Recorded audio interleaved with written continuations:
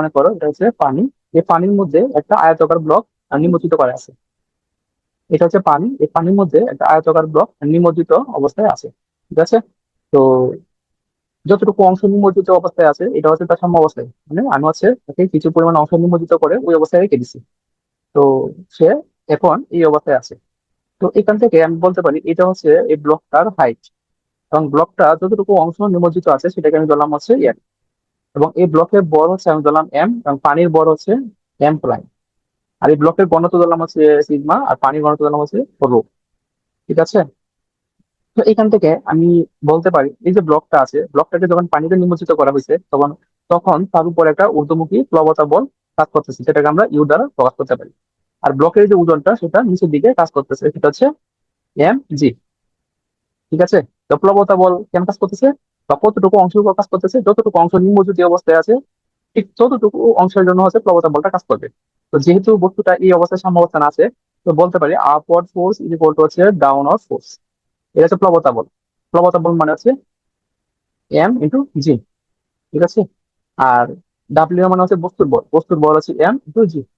M মানে হচ্ছে কি রো ইন্টু বি।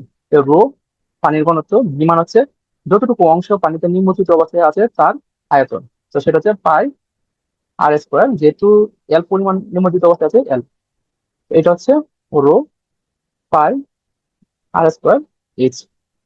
এখানেও জি লিখতে পারো, এটাও জি লিখতে পারো, জি জি ক্যান্সেল আউট হয়ে যায়। তো এখান থেকে আমরা হচ্ছে কিছু জিনিস পাই, অনেক কিছু ক্যান্সেল আউট হয়ে যায়, পাই ক্যান্সেল আউট হয়ে যায়। হম। এখান থেকে আমরা আলটিমেটলি যেটা পাই সেটা হচ্ছে rho L is equal to sigma H. ঠিক আছে। আমরা এই কন্ডিশনটা পাই। এখানে রো কি, রো হচ্ছে বস্তুর, রো হচ্ছে পানির ঘনত্ব। ঠিক আছে।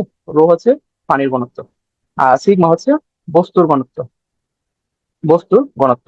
তো এতটুকু আশা করি বুঝতে পারছি। তো এখন তারপর আমরা কি করছি, তারপর হচ্ছে এটাকে একটা নির্দিষ্ট পরিমাণ সংকুচিত করে ছেড়ে দিচ্ছি। সাপোজ এটাকে আমি এক্স পরিমাণ সংকুচিত করছি, বা এক্স পরিমাণ পানিতে সরণ ঘটা ছেড়ে দিছি। ঠিক আছে। এই যে এটা ছিল সাম্য অবস্থা, এই যে হলুদ দাগটা ছিল সাম্য অবস্থা। দেন আমি এক্স পরিমাণ নিচে আমি কি করলাম, এটাকে এক্স পরিমাণ নিমজ্জিত করে ছেড়ে দিছি। তো যখন এক্স পরিমাণ নিমজ্জিত করে ছেড়ে দিব তখন এটা সিম্পল হার্মোনিক মোশনের ন্যায় উপরে নিচে দুলতে থাকবে। ঠিক আছে। অর্থাৎ এখানে সিম্পল হার্মোনিক মোশন ক্রিয়েট হবে। ঠিক আছে। তো এখান থেকে বলতে পারি এটা হচ্ছে আমার এইচ, এটা হচ্ছে আমার কি হবে, আগে ছিল এল, এক্স পরিমাণ আমি আরেকটু পানিতে নিয়ে গেলাম, তো এটা হবে এল প্লাস এক্স। তো এখান থেকে আমরা লিখতে পারি, এখান থেকে আমরা লিখতে পারি সেম ওয়েতে, যেহেতু এখন পানিতে নিমজ্জিত করে ছেড়ে দিছি, একটু এক্স পরিমাণ নিমজ্জিত করে ছেড়ে দিছি, ফোর্স প্রয়োগ করে ছেড়ে দিছি, তো তার উপর একটা রেস্টোরিং ফোর্স কাজ করবে, সেটা হচ্ছে উপরের দিকে এফ। ঠিক আছে। আবার প্লবতা বলো কি উপর দিকে কাজ করবে, আর বস্তুর ওজনটা নিচে কাজ করবে। বুঝতে পারছি। তাহলে এই রেস্টোরিং ফোর্স প্লবতা বল মাইনাস বস্তুর ওজন। প্লবতা বল মানে হচ্ছে মানে পরে আসছি যতটুকু অংশ নিমজ্জিত অবস্থায় আছে তার জন্য যে বলটা কাজ করবে সেটা। ঠিক আছে।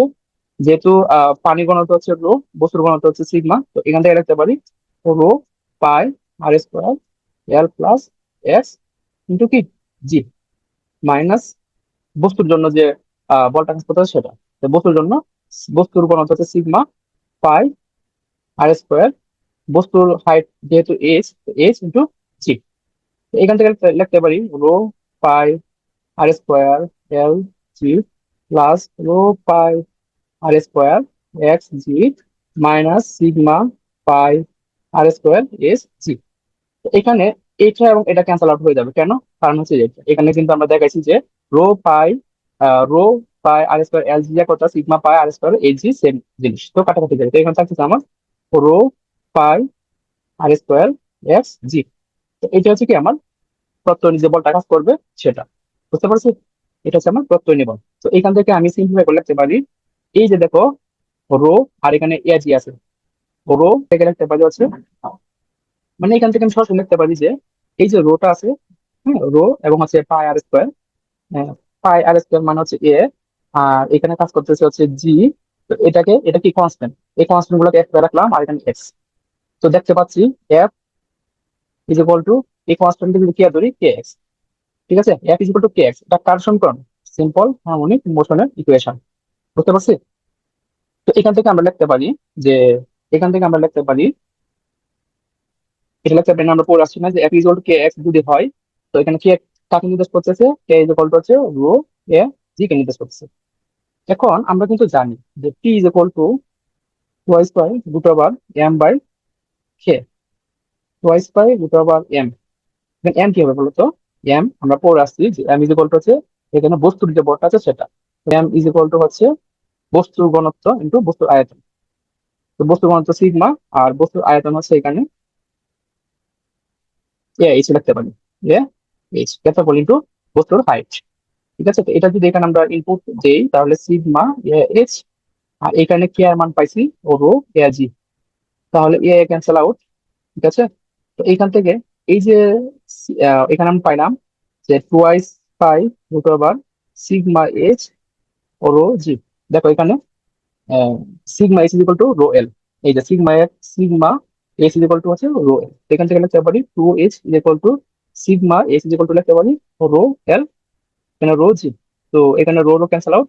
তো এখান থেকে ইকুয়েশন যেটা পাইলাম সেটা হচ্ছে twice pi root over L by G. তো এটি হচ্ছে আমার যখন হচ্ছে পানিতে নিমজ্জিত করব তখন তার পর্যায়কাল কত হবে সেটা। তো এখানে মাথায় রাখতে হবে এল আসলে কি।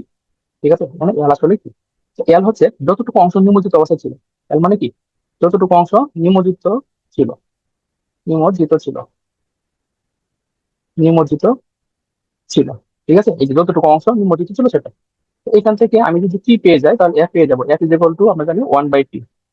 ঠিক আছে, তো এইভাবে হচ্ছে আমরা যদি কোনো একটা ব্লকে পানিতে নিমজ্জিত করে এক্স পরিমাণ তাকে হচ্ছে নিমজ্জিত করে যদি ছেড়ে দেওয়া হয় তাহলে তার উপর কি পরিমাণ ফ্রিকোয়েন্সি অ্যান্ড পর্যায়কাল কাজ করবে সেটা কিন্তু আমরা এইভাবে বের করে ফেলতে পারি। আশা করি বুঝতে পারছি।